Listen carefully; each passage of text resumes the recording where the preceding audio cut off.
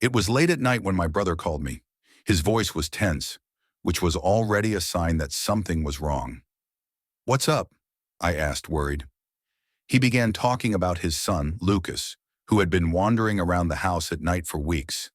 That in itself was strange, but what was worse was that he frequently whispered things into the empty air. At first, my brother thought it was just a kid thing, maybe an imaginary friend or something like that. But Lucas wasn't the kind of kid who had imaginary friends, and his behavior was starting to get more disturbing. He avoided looking his parents in the eyes, and whenever they asked him about it, he always responded with a simple, "nothing."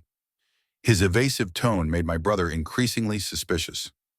One night, while Lucas was wandering through the house, my brother decided to quietly follow him. He saw Lucas standing in the hallway, staring at the blank white wall, whispering inaudible things. As he tried to understand what his son was saying, he realized that the words made no sense. They were disconnected sounds, almost like an unknown language. Fear gripped him, but he didn't know what to do. The next day when I visited them, my brother told me everything. I tried to calm him down, saying that maybe Lucas was just going through a strange phase, something that would pass soon. I decided to try to get closer to Lucas to see if he would tell me anything. After all, he'd always been very attached to me, and if something was wrong, he'd probably tell me. I spent the afternoon playing with Lucas. He seemed normal, laughed at my jokes, and told me about school, but I noticed a certain distance in his gaze. It was as if he was there with me, but his mind was somewhere else.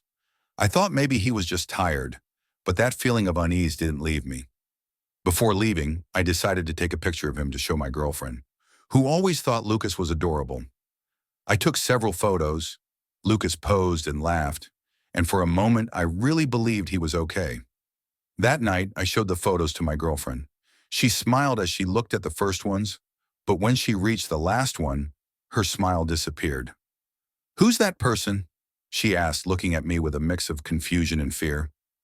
I laughed, thinking it was a joke. "Person? He was alone." She then showed me the photo, and my heart froze. Next to Lucas, there was a shadowy figure, almost indistinct but clearly there. It looked like a shadow but with an almost human shape. There was no way it could be just a normal shadow, not with that kind of clarity. I couldn't understand it. No one was there when I took the picture. I stared at the image for several minutes, trying to find a logical explanation, but nothing made sense. Fear began to spread through my body, a feeling that something was terribly wrong. I immediately called my brother, but he didn't answer. I sent him a message, asking him to call me as soon as he could, but his response took a while. Meanwhile, my mind was racing, trying to process what that image meant. When my brother finally called back, I was somewhat desperate. I told him about the photo, and at first he thought it was just an illusion or a glitch in the image.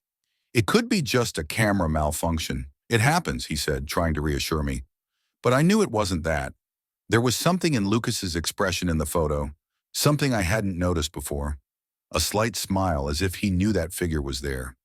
That night, I couldn't sleep. I kept looking at the photo over and over, trying to decipher what that figure was. It seemed to have a face, but it was distorted, as if it wasn't entirely human. Something told me that this wasn't just an image, but a real presence. I started to wonder if Lucas had seen this figure before, and if that was what he was whispering about at night. I decided that the next day I would go to my brother's house and show him the photo in person. I wanted to see his reaction, and maybe even Lucas's. But when I got there, something was different. The house seemed darker, as if the presence of that figure had permeated the place. My brother was pale, and Lucas was quieter than ever. It seemed like everyone there knew something I didn't. I showed the photo to my brother, and his expression immediately changed. He stayed silent for a long time, just staring at the image. When he finally spoke, his voice was trembling. This isn't possible," he said. I asked him what he meant by that, but he couldn't articulate a clear answer. He just kept repeating that it couldn't be real. Lucas, who was nearby, looked at the photo and, to my surprise, didn't seem scared. In fact, he looked at me and said, with the most natural tone in the world, "That's my friend." My heart raced.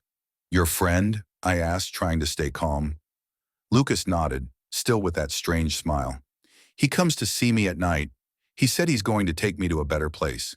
My brother panicked and started yelling at Lucas, begging him to stop saying those things.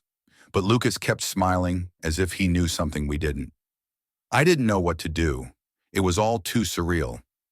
I decided we needed help, someone who could explain what was happening. But who? And how could we explain this to someone else? In the following days, Lucas became even more distant.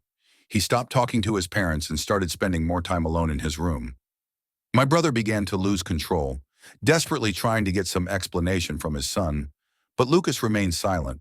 The tension in the house was palpable, as if something terrible was about to happen.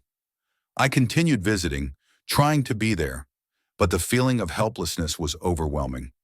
One night while I was there, I heard Lucas talking to himself in his room. I approached the door, trying to hear what he was saying, and what I heard made my blood run cold. I'm ready to go with you." I quickly entered the room, but Lucas was alone, sitting on the bed staring at the window. When I asked him who he was talking to, he just smiled and said, "He said it's almost time." I didn't know how to react to that, and my brother was on the verge of a breakdown. We decided it might be best to take Lucas to a psychologist, someone who could understand what was happening in his mind. But something told me this wasn't just psychological. The night before the appointment, I got a desperate call from my brother. He was screaming, saying that Lucas had disappeared. I rushed to their house as fast as I could and found my brother collapsed on the living room floor. "He's gone. He's gone with him," he kept repeating, crying uncontrollably. I asked him what had happened, but he couldn't explain. We searched the entire house, the yard, every place Lucas could have been, but he was nowhere to be found. The window in his room was open, and the cold night wind was blowing in, but there was no sign of Lucas. We called the police, but I knew deep down they wouldn't find anything. Lucas was gone, taken by that figure, that friend only he could see. The following days were a blur of search and despair. My brother could barely eat or sleep, consumed by guilt and fear.